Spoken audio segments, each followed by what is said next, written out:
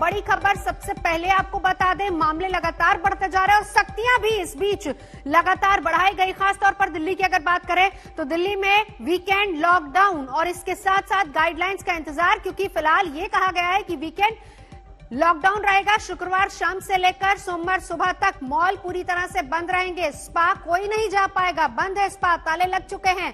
Gym पर भी ताला, पूरी तरह से पाबंदी और इन तमाम हिदायतों के साथ रेस्टोरेंट पूरी तरह से बंद रहेंगे। सिर्फ होम डिलीवरी की ही इजाजत होगी। सिनेमा हॉल में 30% दर्शकों को एंट्री मिलेगी। इसके अलावा एसेंशियल सर्विसेज जहां पर छूट दी गई है और एक जोन में एक ही बाजार लगेगा। ये साप्ताहिक बाजार की बात है। तो मॉल बंद, जिम बंद, स्पा बंद। सबने मिलके ये निर्णय लिए हैं कि वीकेंड के ऊपर कर्फ्यू दिल्ली के अंदर लगाया जाएगा। इसका कारण ये है कि लगभग हफ्ते के दौरान, वर्किंग डेज के दौरान आदमी को अपनी कमाई करने के लिए जाना होता है, आदमी को अपने काम पे जाना होता है। लेकिन वीकेंड में अक्सर जो लोग निकलते हैं वो अपने एंटरटेनमेंट के लिए या दूसरी एक्टिविटीज़ के लिए निकलते हैं, जो कि कर्टेल की जा सकती है, जो कि जिसके ऊपर अंकुश लगाया जा सकता है। उससे बहुत ज़्यादा लोगों को दिक्कत नहीं होनी चाहिए। एक और भी बड़ी चीज़ है कि ये शादियों का सीज़न है और कई लोगों की ऑलरेडी शादी की डेट्स डिसाइड हो चुकी हैं, सब कुछ तैयारियां हो चुकी हैं। हम नहीं चाहते कि उनको किसी तरह की तकलीफ हो। ऐसे लोगों को जो एसेंशियल सर्विसेज हैं और ख़ासकर जो शादियां हैं, उनको हम कर्फ्यू पासेस दे के उनको अलाउ करेंगे, उनका मूवमेंट हम अलाउ करेंगे। वो कर्फ्यू पासेस के अप्लाई कर सकते हैं और उनको जल्द से जल्द बिना किसी हैरेसमेंट के हम कर्फ्यू पासेस देंगे। ये जो कोरोना की चौथी वेव आई है, इस चौथी वेव को भी हम सब दिल्ली वाले मिलके पहले जो 3 वेव आई थी उसकी तरह से हम ज़रूर सफल होंगे, जल्द सफल होंगे, ताकि हम लोगों को इससे भी जल्दी मुक्ति मिल सके। तो सख्ती दिल्ली में लागू कर दी गई है। सख्तियां मुंबई में भी लागू हैं, महाराष्ट्र में भी लागू हैं। दिल्ली से मेरे साथ कुमार कुणाल इस वक्त जुड़ चुके हैं। कुणाल, इस बीच एक बड़ी बात जो खुद मुख्यमंत्री अरविंद केजरीवाल ने कही, ठीक है गाइडलाइंस जारी की गए हैं, उनको पालन करवाना, सख्ती से उनका पालन हो, ये जिम्मेदारी पुलिस की भी होगी। लेकिन इस बीच बेड्स की कमी नहीं है। मामले भले ही बढ़ रहे हों लेकिन बेड्स की कोई कमी नहीं है। यह बात भी अरविंद केजरीवाल ने कही है। देखिए, 2-3 मुख्य बिंदुओं को जो अरविंद केजरीवाल की प्रेस कॉन्फ्रेंस से निकलकर आई है उसको समझना जरूरी है। पहला तो जो पाबंदियां लगाई गई हैं, वीकेंड कर्फ्यू लगाया गया है। एक वीकेंड कर्फ्यू है, दूसरा वीकडेज, यानी जो हफ्ते के दिन है, सामान्य दिन है, उसमें कुछ चीजें, उसमें कुछ रिस्ट्रिक्शन लगाई गई हैं। तो जो वीकेंड है उसमें तो पूरी तरह से बंद होगा, कर्फ्यू रहेगा, सिर्फ जरूरी सुविधाएं और सेवाएं ही आपको मुहैया हो पाएंगी। जो वीकडेज में है उसमें मॉल, जिम, स्पा इस तरीके से बंद कर दिया गया है। रेस्टोरेंट बंद होंगे, आप खाने नहीं जा सकते हैं, केवल आप उसको खाने को लेकर के आप अपने घर जा सकते हैं, इस तरीके की सुविधाएं होंगी। दूसरी बात, जो बेड को लेकर के आपने कही कि 5000 बेड है, 5000 बेड हैं, बिल्कुल सही बात कही अरविंद केजरीवाल ने। लेकिन ज्यादातर बेड उसमें ऐसे हैं जो सामान्य बेड हैं। जो सबसे ज्यादा जरूरी है आज की तारीख में वो है आईसीयू बेड और वेंटिलेटर बेड। इन दोनों बिस्तरों की कमी है और यही सबसे बड़ी बात है। 5000 कुल बेड है, उसमें जो सामान्य बेड है, आमतौर पर क्या होता है कि जो जिनमें नॉर्मल सिम्टम है वो घरों में रहते हैं, इसीलिए सामान्य बेड अभी खाली हैं। लेकिन जरूरत क्या है? जरूरत है वेंटिलेटर की, जरूरत है आईसीयू बेड की।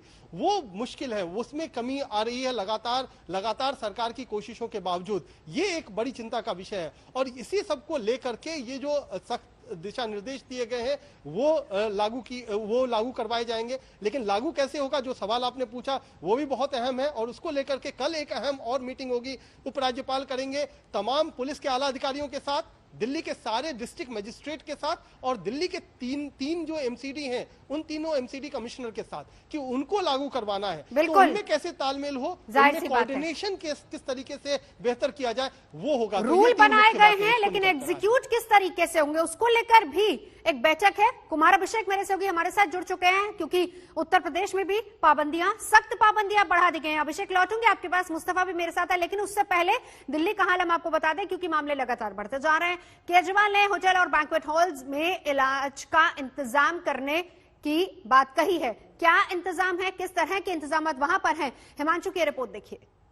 दिल्ली सरकार ने जिस तरीके से कोविड के केसेस दिल्ली में बढ़ रहे हैं, उसके बाद बेड की कमी ना हो, इसको देखते हुए कई सारे बैंकेट हॉल को हॉस्पिटल से जोड़ दिया है इसी तरीके से इसी क्रम में शहनाई बैंक्वेट को भी LNJP हॉस्पिटल से जोड़ा गया है। हर बैंक्वेट हॉल को किसी न किसी हॉस्पिटल से जोड़ा गया है ताकि वहां पर जो मरीज आए उनकी सही ढंग से देखभाल हो सके। आप यहां पर देखिए, बैंक्वेट हॉल के बाहर बाकायदा डॉक्टर्स के लिए अलग अलग जगहों पर सिक्योरिटी के लिए पूरा सिस्टम बनाया गया है, सैनिटाइजर बाहर लगाया गया है।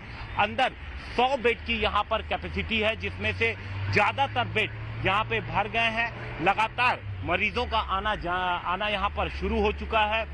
यहां पर जो हमारी स्टाफ से बात, उनका कहना है कि इनकी कोशिश है कि जो भी मरीज आए उन्हें बेड मिले, और अगर यहां पे फुल हो जाता है तो आगे पता करते हैं कि किस बैंक्वेट हॉल में या किस हॉस्पिटल में जगह है और उस तरफ भेजते हैं। लगातार इस तरीके से बेड जो कम हो रहे हैं उनकी संख्या बढ़ाने के लिए सरकार की तरफ से इस तरीके की कोशिशें जारी हैं। कैमरामैन राकेश के साथ हिमांशु मिश्रा, दिल्ली, आज तक। राजधानी दिल्ली के लिए सबसे ज्यादा चिंताजनक बात यह है कि पिछले 24 घंटे में 17,000 से ज्यादा नए कोविड के केसेस और उससे होने वाली मौतें तकरीबन 100 से ज्यादा हैं। यही वजह है कि जो अस्पताल हैं उन पर काफ़ी बोझ पड़ा है। कई जगहों पर वेंटिलेटर और दूसरे बेड्स की कमी है। इसी को पूरा करने के लिए दिल्ली सरकार ने फिलहाल 14 होटलों के साथ साथ जितने बैंक्वेट हॉल हैं उनको भी प्राइवेट अस्पतालों के पास जो सुविधा है वो बना दी है, ताकि कम से कम जब भी अस्पतालों पर बोझ बढ़े तो यहाँ पर वो शिफ्ट किए जा सकते हैं। लेकिन इन होटल के स्टाफ से बात की, उन्होंने कैमरे पर आने से मना किया, लेकिन इतना ज़रूर कहा है कि अभी सरकार का नोटिफिकेशन है, उसके बाद वह इंतज़ार कर रहे हैं कि कब प्राइवेट अस्पताल उन्हें बताएं कि किस तरह के ज़रूरी इंतज़ामात करने हैं या परिवर्तन करने हैं, लिहाजा तब वो यहाँ पर वो परिवर्तन करके आगे बढ़ेंगे। लेकिन इतना ज़रूर है कि अलग अलग मौक़ों पर अलग अलग तरीक़ों के ज़रिए सरकार यह कोशिश कर रही है ताकि जो ऐसे हालात हैं उनको रोका जा सके जिससे संक्रमण और मौतें दोनों रुक जाएं। कैमरामैन धर्मेंद्र गौतम के साथ राम किंकर सिंह, दिल्ली, आज तक। तो ये तमाम सख्तियां, ये तमाम इंतजामात इसलिए किए जा रहे हैं क्योंकि पिछले 24 घंटे में अगर दिल्ली में बढ़ते मामलों की बात की जाए तो दिल्ली ने मुंबई को पीछे छोड़ दिया है। हालात लगातार बेकाबू होते जा रहे हैं और इसीलिए सख्तियां बेहद जरूरी हैं।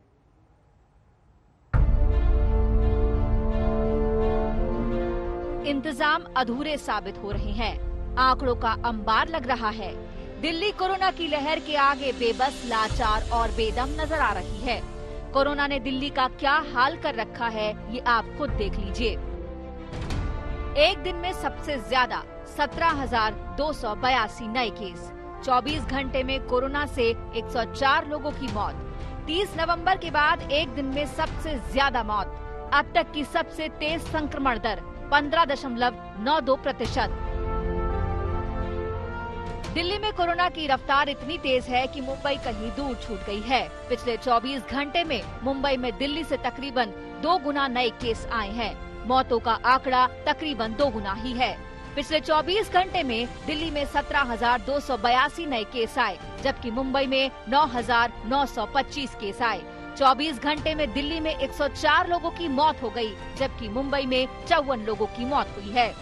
कोरोना से दिल्ली का दम घुट रहा है, सांसें अटकी हुई हैं, लेकिन दिल्ली और दिल्ली वालों की रफ्तार रुक नहीं रही है, ना तो सड़कों पर और न ही कोरोना के मामलों को लेकर के। बुधवार को 17,282 मामले दर्ज हुए हैं, जो कि उससे एक दिन पहले से 13,500 जो मामले आए थे, कहीं लगभग 4,000 ज्यादा हैं। सवाल है कि दिल्ली कोरोना की इस लहर से खुद को कैसे बचाएगी? क्या दिल्ली में लॉकडाउन लगाने की नौबत आ गई है? लॉकडाउन से कोरोना को खत्म नहीं किया जा सकता।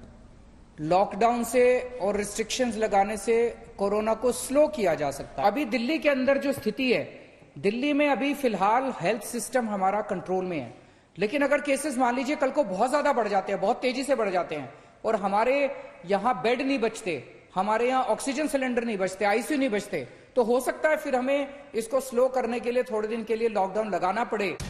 कोरोना ने दिल्ली की इस बार जबरदस्त घेराबंदी कर रखी है। जिस तेजी से कोरोना के केस देश भर में दोगुने हो रहे हैं, दिल्ली भी उससे अछूती नहीं है। अगर कोरोना की यही चाल रही तो दिल्ली की स्वास्थ्य सेवाओं के चरमराने का भी खतरा है।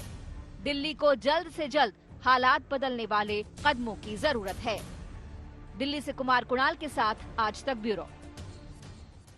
और अब आपको यूपी का हाल भी बता देते हैं, क्योंकि लगातार मामले यहाँ भी बढ़ रहे हैं। योगी सरकार ने कुछ सख्त और बड़े फैसले लिए हैं। 2000 से अधिक केस वाले 10 जनपदों में नाइट कर्फ्यू अब रात 8 बजे से सुबह 7 बजे तक होगा। लखनऊ, प्रयागराज, वाराणसी, कानपुर, नोएडा, गाजियाबाद, मेरठ, गोरखपुर में नाइट कर्फ्यू की मियाद बढ़ा दी गई है। 12वीं तक की कक्षाएं 15 मई तक बंद और इस दौरान कोई परीक्षा आयोजित नहीं होगी। माध्यमिक शिक्षा परिषद की 10वीं और 12वीं की परीक्षाएं 20 मई तक और इसके बाद ही आयोजित होंगी। जो अलग अलग जिले हैं उनमें हमारे जो प्रभारी मंत्री हैं उनको हर जिले की स्थिति का आकलन करने का, वहां के जिला प्रशासन से और अन्य लोगों से, जनप्रतिनिधियों से समन्वय स्थापित करने के लिए कहा गया है। जनता से भी माननीय मुख्यमंत्री जी ने अपील की है कि अपनी जो सुरक्षा है उसके प्रति चिंतित होना उनके स्वयं का कार्य है कि हम कोरोना गाइडलाइन का अनुपालन करें। ये व्यक्ति का पहला कर्तव्य है। शासन और प्रशासन एक सहायक के रूप में काम कर रहा है। कुमार अभिषेक, 20,000 से ज्यादा मामले, क्या नाइट कर्फ्यू से बात बन जाएगी, चेन टूट जाएगी ऐसे में, जबकि पड़ोस में दिल्ली ने वीकेंड लॉकडाउन कर दिया है? बिल्कुल नवजोत, सरकार को कड़े फैसले लेने ही होंगे, क्योंकि जिस तरीके से उत्तर प्रदेश के हालात दिन ब दिन गंभीर होते जा रहे हैं, कोरोना का जो चेन है वो टूटने का नाम नहीं ले रहा है। कल 20,000 केस आए थे और आज 22,000 केस हो चुके हैं। निश्चित तौर पर मुख्यमंत्री योगी आदित्यनाथ भले ही खुद संक्रमित हो, लेकिन लगातार मीटिंग कर रहे हैं और आज जो उन्होंने फैसले लिए हैं उस फैसले से ये साफ हो गया है कि सरकार बड़े फैसले के मूड में दिखाई देगी। आने वाले वक्त में किस तरह के रिस्ट्रिक्शंस होंगे अभी कहना मुश्किल है, लेकिन जिस तरीके के कदम एक के बाद एक उठाए जा रहे हैं, मसलन परीक्षाएं, तमाम जो परीक्षाएं हैं उन्हें पोस्टपोन कर दिया गया है, तमाम स्कूल बंद कर दिए गए हैं। पहली कक्षा से लेकर 12वीं कक्षा तक के स्कूल 15 मई तक बंद कर दिए गए हैं। परीक्षाएं सारी की सारी रद्द कर दी गई हैं। नाइट कर्फ्यू को 8 बजे से लेकर सुबह 7 बजे तक कर दिया गया है। तो कहीं ना कहीं आने वाले वक्त में और भी रिस्ट्रिक्टेड जो लॉकडाउन है उसकी तरफ इशारा कर रहा है। लगातार बैठकों का दौर जारी है। हालात जरूर भयावह हो चुके हैं उत्तर प्रदेश और खासकर लखनऊ में, क्योंकि 5,200, 5,300, 5,400 का आंकड़ा अकेले लखनऊ में रोज निकल रहा है और हर जगह लोग कोरोना से पीड़ित हैं। हम आपको पहले हाल दिखा दें, हजरतगंज में इस वक्त बंद की स्थिति है और यह बंद सरकार ने नहीं बुलाया है। दरअसल ये सेल्फ इम्पोज्ड एक तरीके का रेस्ट्रिक्शन है और दुकानदारों ने बंद करना शुरू कर दिया है।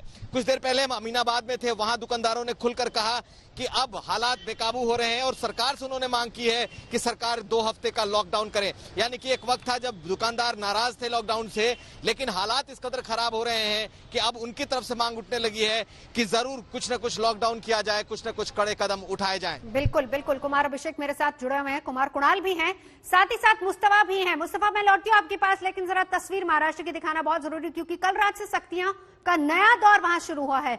लॉकडाउन जैसे हालात के बीच मुंबई रेलवे स्टेशन पर घर लौटने वालों की भीड़ नजर आ रही है। बाजार बंद, मॉल बंद, थिएटर बंद, जिम बंद, धार्मिक स्थल बंद, सड़कों पर आवाजाही बंद। करीब 9 महीने बाद महाराष्ट्र में फिर वही हालात बन गए जैसे लॉकडाउन के दौरान थे। बुधवार रात 8 बजे से मुंबई समेत पूरे महाराष्ट्र में पाबंदियों का नया दौर शुरू हो गया, जो अगले 15 दिनों तक जारी रहेगा।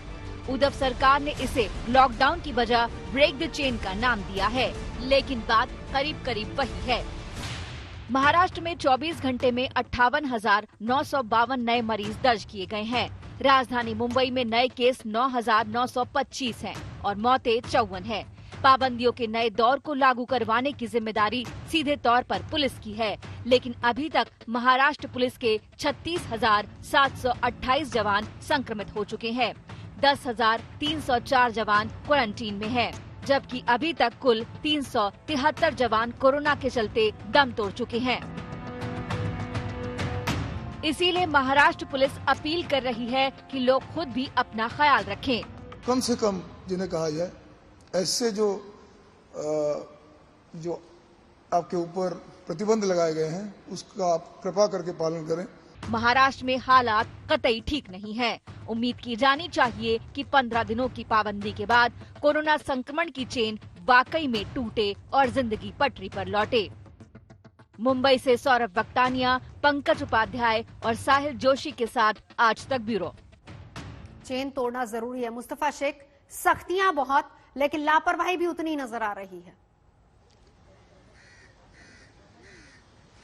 जी बिल्कुल, आप देखें अगर तो जो बर्ताव है लोगों का, जो हालात है उसमें काफी एक डिफरेंस दिखाई दे रहा है कि पिछले साल जो स्ट्रिक्ट लॉकडाउन किया गया था तब इतने केसेस नहीं थे, लेकिन आज जब आप कह सकते हैं इतने ज्यादा केसेस, इतने लोगों की मौत हो रही है, लेकिन फिर भी इतना ज्यादा स्ट्रिक्ट लॉकडाउन नहीं है। पब्लिक ओपिनियन लॉकडाउन के अगेंस्ट है, इसके लिए सरकार में भी हिचकिचाहट दिख रही है इन रिस्ट्रिक्शंस को लगाते हुए। लेकिन अगर आप हॉस्पिटल्स का हालत देखें, अगर आप ऑक्सीजन अवेलेबिलिटी देखें जो महाराष्ट्र में मौजूद है, या इंक्रीजिंग डेथ रेट देखें जो कोविड से हो रहा है, तो एक बात साफ समझ में आती है कि सेल्फ इंपोज लॉकडाउन लोगों के लिए बहुत ज्यादा जरूरी है।